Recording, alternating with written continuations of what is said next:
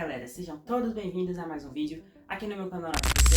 E hoje, capítulo 10 do Recapitulando a Saga Sexta-feira 13, um capítulo muito bem diferente, né, do que a gente tinha visto até então nos episódios anteriores e que se passa num lugar bem distante, que é onde? No espaço. Então sim, bora conferir tudo o que rolou neste 10º capítulo, de bom e de ruim também, né? Então, quem chegar primeiro, ganha!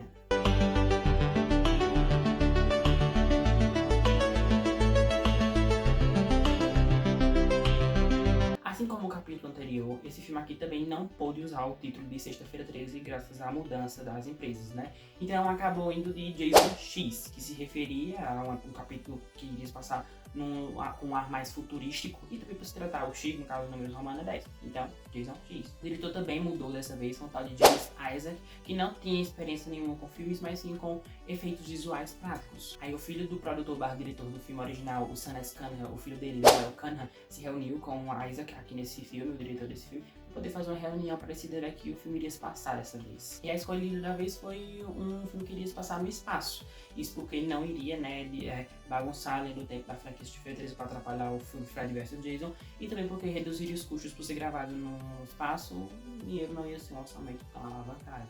Já o roteiro foi decidido num tipo de concurso, onde os escritores iam enviar os seus textos e onde eles seriam escolhidos. No final das contas, o roteirista aqui que tinha sido escolhido foi um tal de Ken Farmer, que tinha se inspirado no filme Alien, o Oitavo Passageiro, para escrever o texto desse 10º capítulo. Depois o texto ainda recebeu alguns ajustes de Larry Abartney para que tivesse ali um humorzinho mais ácido, como os filmes de Pânico na época ali, sim pegando na inspiração também. E o filme agradou tanto o produtor Sam Cunningham que ele falou assim, não, se vocês esperarem até agora para fazer com que o projeto Fred vs Jason fluísse, vocês vão esperar até este 10º capítulo que acabar. Já que quando esse filme estava sendo produzido, os produtores já estavam em andamento ali com o Fred vs Jason. Então ele falou, vamos esperar agora, porque esperaram até agora. Já para o orçamento desse 10º capítulo foi dado cerca de 12 milhões de dólares, o maior disparado da franquia até então. E como já eram outros tempos, aí, os anos 2000, o órgão de classificação indicativa, o MPA, já entendia mais ou menos como é que funcionava esse negócio de violência. Então ele fez pequenos ajustezinhos de nada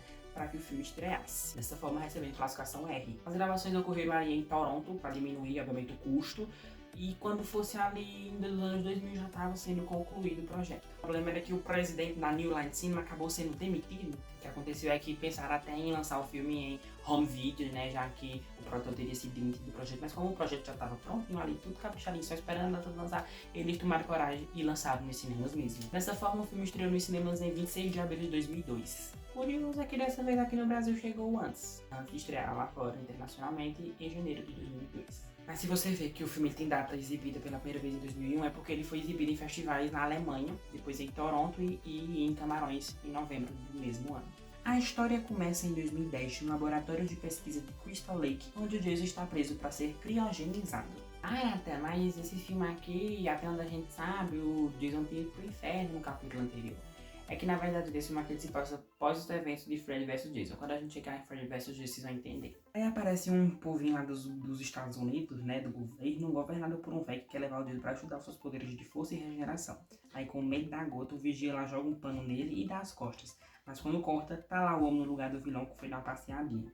E antes que o povo acorde pra Jesus, Jason chega dando uma irritadinha, esmagado num gogó em outro, uma sacudida lá no outro, acorrentada, cacetada e termina metendo um arpão no chefão.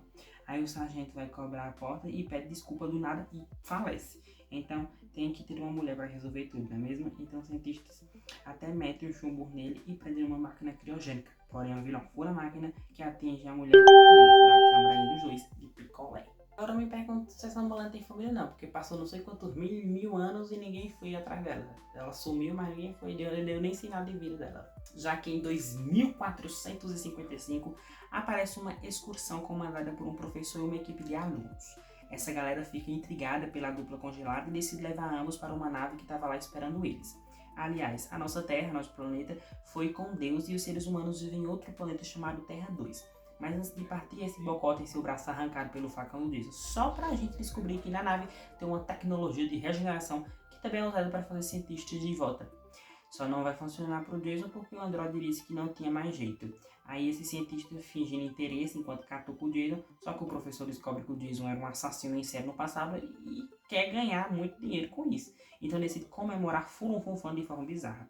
Voltando pro cientista, Ele fica passado com o rosto do vilão, que tá pior que nunca, e como são jovens, tem que rolar futricagem nessa nave, não é mesmo? Mas não vai não, porque Jason sente esse pressentimento e acorda num pulo. A primeira a se lascar é obviamente a cientista, que ela pega pelos cabelos e congela a cara dela no nitrogênio líquido. Depois a outra que acordou fala que fizeram errado em trazer o Jason para a nave, mas a Prof tá nem aí. Eles até encontram a mulher com a cara desfigurada e emitem um alerta na nave. Pena que antes de agir, esse carinha toma um bucho. Em seguida, esses dois estavam brincando com a tecnologia de simulação, quando o Jason aparece para brincar também. Mas era tudo uma simulação, só para ambos morrer na vida real. Um é quebrado e o careca deixa a parede. Depois de tantos ocorridos, o povo inventa de caçar o vilão pela nave. Mas aí tudo de ladeira abaixo. Um tem o pescoço quebrado, empalada perversa, lanhada no gogó, outra partida no meio, a outra pendurada com uma âncora, catucada da gota, um lá até dá uma de durão, mas vai de base do mesmo jeito. O que importa é que eles estão chegando numa estação espacial, mas não porque um vira pintura de parede e a nave passa destruindo tudo. De volta à central de comando, Jason dá um susto em todo mundo, mas enquanto os bestas ficam olhando para a porta, ele entra pela vidraça. A galera foge dali, mas a Prof fica achando que ele só quer a machete e vira estampa de camisa para largar de ser besta. Então agora o povo decide fugir usando uma nave e bota de exploração, mas antes a gente descobre que o agente lá não morreu e está na verdade vivíssimo, pois foi reconstruído. O mesmo não acontece com o Bigodinho, tem a cara ligada na energia. Dessa lesa também tentou fugir com a nave e só explodiu. E desse trio que ficou cara a cara com o Brucutu, quando tudo parece perdido, chega a Android metendo um tiro no vilão e o robô toca o terror, finalizando o assassino. Mas se você acha que vai ficar por isso, esqueceram que a gente está diante de um dos vilões do cinema slasher mais imparável possível? O que eles não tinham percebido era que, de um monte de canto pro corpo do Jason cair, ele caiu logo na máquina de regeneração, voltando todo blindado com um visual fascinante. A Android até tenta se livrar dele, mas só com o soco arranca a cabeça da pobre. Dessa forma, a trupe consegue escapar e o que ficou inventa de se explodir para levar o Jason junto. Mas o vilão ficou grudado do lado de fora e furou a nave no murro, que quem se lasca mesmo é a mulher, que é sugada pelo vácuo. Agora, o resto que sobraram segue caminho para escapar, mas o Jason está se aproximando, até que o chefe conserta o vácuo que o vilão abriu e Andrew Garfield, de mais novo, para distrair o Jason, cria uma simulação com duas mulheres peladas lá num acampamento fake.